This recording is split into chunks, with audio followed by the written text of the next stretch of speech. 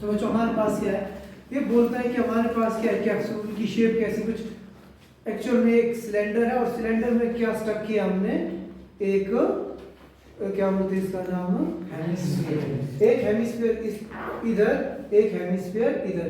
अब जो हेमिस्फीयर है ना वो हमारी तरह बड़ा नहीं, मतलब जो बड़ा नहीं है वो इस हिसाब से है कि वो इसमें बिल्कुल ठीक बैठता है। ठीक है, छोटा ढक्कन डाल के देखते एक बार हम। तो देखो फॉर एग्जांपल अगर हम इसी को मान के चले कि ये क्या हमारे पास एक हेमिस्फीयर है, बट अभी इसमें दिक्कत क्या है, छोटा पड़ गया। चलो आप लोग समझ गए ना, मतलब एक्चुअल में मतलब क्या है, हमारे पास कुछ इसी को सिलेंडर मान लिया अगर तो इस तरीके से शेप ठीक नहीं बैठी, बट समझ गए ना।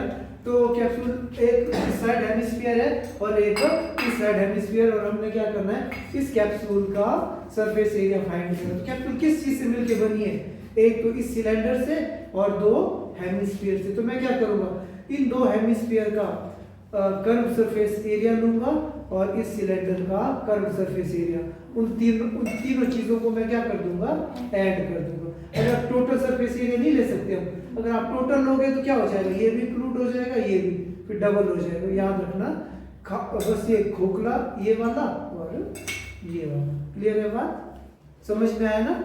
एक सिलेंडर का कर्व सरफेस एरिया और एक इस वाले हेमिस्फीयर का और एक इसका जो दोस्त है उसका सरफेस एरिया। ठीक है जी, तो क्या था हमारे पास, चलो ठीक है जी। तो ये बोलता है बच्चों हम लोगों को क्या, सबसे पहले तो इसमें हमें दी है कि इस पूरे के पूरे कैप्सूल की लेंथ कितनी है। ये बोलता है जी यहाँ से लेके यहाँ तक ये कितना हमारे पास 14 mm। ठीक है जी, और उसके बाद बच्चों इसने बोला कि diameter of the capsule, diameter मतलब यहाँ से लेके यहाँ तक कितना है, ये 5 mm। तो इसका रेडियस कितना होगा, डायमीटर अगर इसका 5 है तो रेडियस कितना होगा, यस 2.5। अगर यहाँ से लेके यहाँ तक 2.5, तो यहाँ से लेके यहाँ तक कितना होगा 2.5। इसका मतलब ये हुआ यहाँ से लेके यहाँ तक भी 2.5, यहाँ से लेके यहाँ तक भी हुआ 2.5। जब हम इस सिलेंडर की बात करेंगे तो सिलेंडर की हाइट कितनी होगी, ये वाला जो रीजन हमारे पास बच गया वो कितना होगा 14 माइनस 5, 2.5 प्लस 2.55। 14 में 5 माइनस किया तो बच्चों कितना आ गया हमारे पास 9। इतना सा काम है। ठीक है, पेपर में भी सबसे पहले हम कोशिश करेंगे डायग्राम ड्रॉ करें। ठीक है, जितना अच्छा हो उसके बनाना, ज़्यादा भी बनाने नहीं बैठना कि बस ऐसा है कि उसको सिलेंडर लगना चाहिए। ठीक है ना, और उसके बाद अगला काम क्या, अगर आप डायमेंशंस जो भी दिए उसको यहाँ पे शो करो और जो क्वेश्चन जो हमें दिया उसको एज इट इज लिखेंगे, मार्क्स नहीं जाते हमारे। ठीक है, सो क्या दिया था हमारे पास, so we are doing question number 6। तो हम लोग लिख देते हैं जी टोटल लेंथ और द हाइट ऑफ कैप्सूल कितनी है जी हमारे पास। कैप्सूल है बच्चों हमारे पास कितना 14 mm। इतना सबको समझ में आ गया। और उसके बाद हमें क्या दिया है, रेडियस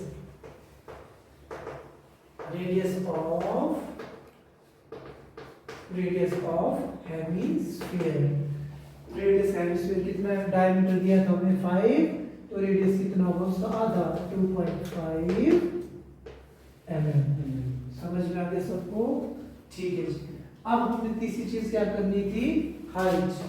तो मैं लिख लेता हूँ हाइट ऑफ सिलेंडर, क्योंकि जो हमारा कैप्सूल दो चीजों से मिलकर बना है, हेमिस्फीयर और सिलेंडर। तो सिलेंडर की हाइट कितनी थी हमारे पास 14 माइनस 5, मैं डायरेक्ट 5 में तो समझ गए ना, 2.5 ये वाला 2.5 ये वाला, तो यहाँ बच्चों हमारे पास 9 mm। यहाँ तक समझ में आ गया सबको। और सिलेंडर का रेडियस भी कितना था हमारे पास, रेडियस ऑफ सिलेंडर सेम था 2.5 mm। पता लगे सबको। अब हमने क्या करना, सीधा रिक्वायर्ड एरिया लिखेगा, required surface area of capsule. ठीक है जी, किसके बराबर हो बच्चों? Curve surface area, curve surface area of cylinder plus twice of curve surface area of hemisphere. अच्छा समझ जाओगे, हेमिस्फीयर। ठीक है जी। अब देखो सिलेंडर का कर्व सरफेस एरिया क्या था फॉर्मूला भाई? 2 पाई आर एच, ये था ना, 2 पाई आर एच। और हेमिस्फीयर का कितना था जी हमारे पास? 2 into 2 pi r square r h, 2 pi r square h. अब देखो कुछ कॉमन दिख रहा है क्या हम लोगों को? 2 इधर भी दिख रहा है, पाई भी दिख रहा है और आर भी दिख रहा है। So we will left with how much? 2 pi r हमने कॉमन ले लिया, अंदर बच गया h बच गया और 2 r। कितना समझ में आया? 2 पाई आर, यहाँ इसका h आ गया जी और इसका 2 r बच गया हमारे पास। ठीक है जी। अब क्या करना है, हमने वैल्यूज डाली आप लोग। पाई की वैल्यू थी 22/7, r की वैल्यू कितनी थी हमारे पास? 2.5 इंटू h कितना था हमारे पास? 9 प्लस 2 इंटू 2.5। समझ में आया सबको यहाँ तक लगा? ठीक है जी। अब हम करते हैं कैलकुलेशन ऊपर, तो देखते हैं हमारे पास क्या बचता है। डायग्राम एडिट नहीं हुआ कुछ, चलो ठीक है जी। कितना है देखो बच्चों हमारे पास? 2 into 22/7 multiply by 25/10 multiply by और 2.5 मल्टीप्लाई बाय 2 5, 9 जमा 5 कितना हो गया जी हमारे पास? 14। हुआ जी इतना कि नहीं हुआ? हो गया। ठीक है, तो मैंने क्या 2 1 जा 2, 5 2 जा 10 है ना, 7 1 जा 7, 7 2 जा 14, 5 1 जा 5, 5 5 जा 25। So we will have how much? 22 multiply by 5 multiply by 2. So answer should be 220 mm square. Therefore आप लिख दोगे the surface area of capsule, that is 220 mm square. That's it. चलो जी, क्वेश्चन नंबर 7। क्वेश्चन नंबर 7 क्या बोलता है? ये बोलता है कि a tent is in a shape of cylinder। ये बोलता है कि जो हमारा टेंट है बच्चों, कैसे उसकी शेप कैसी है? कुछ हद तक सिलेंड्रिकल है और उसके ऊपर इस surmounted by a conical top. ये बोलता है कि उसके ऊपर क्या है बच्चों हमारे पास? कॉनिकल टॉप है। ठीक है जी। If the height and diameter of the cylindrical part are, if the height कितनी है इसकी? पहले इसमें बात की हाइट की। हाइट कितना हमारे पास? 2.1 मीटर। ठीक है जी। And diameter of the cylindrical part is 4। Diameter कितना है इसका? यहाँ से लेके यहाँ तक 4 मीटर। बट हमें चाहिए क्या? इसका रेडियस। तो रेडियस कितना होगा हमारे पास? इसका आधा कितना होगा? 2 मीटर। ठीक है जी। अब जितना रेडियस इसका है उतना ही रेडियस किसका होगा? कोन का भी होगा, वो भी कितना होगा? 2 मीटर। समझ में आया आप लोगों को? और उसके बाद इसने बोला कि भाई the slant height of the top, slant height कितनी इसकी? 2.8 मीटर दी है। ठीक है जी। अब ये बोलता है कि find the area of the canvas used for making the tent. अब ये बोलता है कि इस टेंट को बनाने के लिए मुझे कितना कैनवस लगेगा? ठीक है जी। और ये बोलता है कि 1 मीटर स्क्वायर जो कैनवस है हमारे पास वो कितने का है? 500 रुपीज का। तो देख लेते हैं हम लोग क्या था हमारे पास। ये बोलते हैं कि हमारे पास क्या है? एक सिलेंडर है और इसका टॉप कैसा है आपका? Conical top. ठीक है, तो इसका मतलब क्या हुआ? इसको बनाने के लिए क्या लगेगा? जितना मतलब इस सिलेंडर को बनाने के लिए कितना कैनवस लगेगा? जितना इसका कर्व सरफेस एरिया होगा। सिमिलरली इसके टॉप को बनाने के लिए कितना कपड़ा लगेगा? जितना इसका कर्व सरफेस एरिया होगा। ठीक है, तो अब हमने क्या करना है? इस सिलेंडर के कर्व सरफेस एरिया और इसके टॉप के कर्व सरफेस एरिया को हमने आपस में क्या करना, ऐड कर देना है। समझ में आई बात? और ख्याल रखना है कि हमने टोटल नहीं लेना है, टोटल लेंगे तो क्या प्रॉब्लम हो जाएगी, टॉप और बॉटम भी इसमें इंक्लूड हो जाएगा। क्वेश्चन में इसने मेंशन किया है कि बॉटम इज नॉट इंक्लूडेड, मतलब बॉटम को बनाने के लिए कैनवस नहीं। पेपर में ऐसा हो सकता है कि क्वेश्चन चेंज करके दे सकता है कि वो बोलेगा कि भाई बॉटम को बनाने के लिए भी मुझे क्या चाहिए, कैनवस यूज हुआ है। अगर वो करता है तब तो हमारे को क्या करना पड़ेगा, टोटल सरफेस एरिया निकालना पड़ेगा और जो ऊपर का सर्कुलर पार्ट है उसके एरिया को उस एरिया से माइनस करना पड़ेगा। समझ में आया? टोटल लूंगा तो दोनों इंक्लूड हो जाएगा, अगर मैं ऊपर वाले को माइनस कर दूंगा तो क्या हो जाएगा, ये पूरा ये इंक्लूड हो जाएगा। ये कब करना है, जब अगर उसने मेंशन किया हो कि भाई बॉटम को बनाने के लिए कैनवस से यूज हुआ है। अगर कुछ चेंज करना चाहेगा तब होगा, ऐसे नहीं होगा। ठीक है, तो ठीक है जी। तो बच्चों हम क्या लिखेंगे, सबसे पहले मैं लिख लेता हूँ radius of hemispherical part, radius of hemispherical top कितना है हमारे पास, 2 मीटर। ठीक है जी। और उसके बाद क्या किया बच्चों, इसने हम लोगों को slant height of hemispherical part कितना दिया है, 2.8 मीटर। ठीक है जी। अब इसके बाद हमने क्या किया था, इसमें radius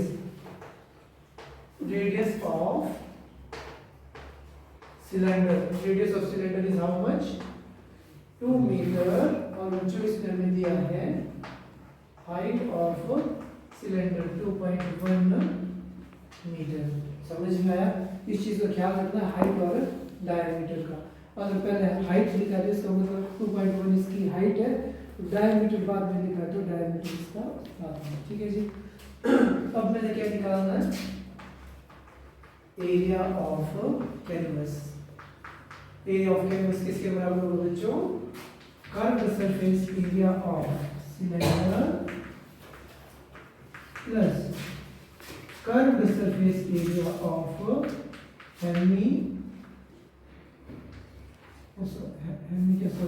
curve surface area of conical top. Hemisphere लिखा है, कॉनिकल कौन है, कॉनिकल टॉप। ठीक है ना, कौन है ना ये हेमिस्फीयर, पूरा हम लोग बोलते हैं। ये क्या था, रेडियस ऑफ कौन है, कॉनिकल टॉप। ठीक है जी, ख्याल रखना इस चीज का। ऊपर क्या होगा, रेडियस ऑफ कॉनिकल टॉप। ठीक है जी। Curve surface area of cylinder किसके बराबर होता है जी, 2 पाई आर एच, बिल्कुल ठीक। और कॉनिकल टॉप का कर्व सरफेस एरिया क्या होता है हमारे पास, पाई आर एन।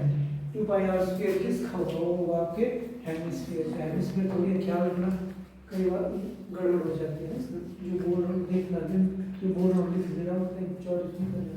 ठीक है, ठीक है जी। तो 2 इन, अच्छा अब ध्यान से देखो, कुछ कॉमन तो नहीं दिख रहा है मेरे को, पाई आर इधर भी दिख रहा है, पाई आर इधर भी दिख रहा है। तो मैंने पाई आर ले लिया जी कॉमन, तो अंदर क्या बचा, 2 बचा, h बचा, और यहाँ बच गया l। ठीक है जी। तो पाई की वैल्यू कितनी थी, 22/7 मल्टीप्लाई बाय ये r कितना था जी हमारे पास 2, h की वैल्यू कितनी थी जी हमारे पास, सिलेंडर की हाइट 2.1 और स्लॉट हाइट कितनी थी 2.8। इतना समझ में आया सबको? ठीक है जी। तो कितना है बच्चों हमारे पास, ध्यान से देखिए, 22/7 मल्टीप्लाई बाय 2 को 2 रखा मैंने, अंदर देखूं तो कितना आ गया भाई, 2 2 4, 2 1 2 प्लस 2.8, ऐड करूंगा तो कितना हो गया, 6 तो 1 7। समझ में आया ना सबको? कितना आ गया हमारे पास, 22/7 मल्टीप्लाई बाय 2 इंटू 7, 7 से 7 cancel out, so we will left with 44 metre square. अच्छा जी, इसका मतलब इस तंबू को बोलूं या इस टेंट को बनाने के लिए मुझे कितना कैनवस लगेगा, 44 मीटर स्क्वायर लगेगा। आई बात समझ में? अब क्वेश्चन है आधा। अब इसके बाद क्वेश्चन में बोला कि भाई इस टेंट को बनाने के लिए कितना पैसा खर्च करना पड़ेगा, वो भी लिखना पड़ेगा। इतना समझ में आया? अब मुझे पता लग गया कि भाई मैं दुकान जाके कितना मतलब कितना कैनवस खरीदना है, 44। तो अब मैंने ये बताना है कि भाई कितना और मुझे टोटल खर्चा कितना करना पड़ेगा। तो मैं लिख लेता हूँ cost of 1 metre square canvas. 1 metre square canvas कितने का था जी? 500 की 550? 500 रुपीज का। तो कितना कपड़ा खरीदना है जी मैंने? 44 मीटर स्क्वायर कैनवस का प्राइस निकालना है। कितना होगा जी वो? 500 मल्टी, चलो 44 मल्टीप्लाई बाय 500, कितने रुपए खर्च करने पड़ने वाले? 0, 5 4 20, 5 4 20, 20 प्लस 20, तो 22,000 रुपये का टेंट पड़ने वाला है। उसमें स्क्रू वगैरह लगो। ठीक है, समझ में आया कि नहीं आया?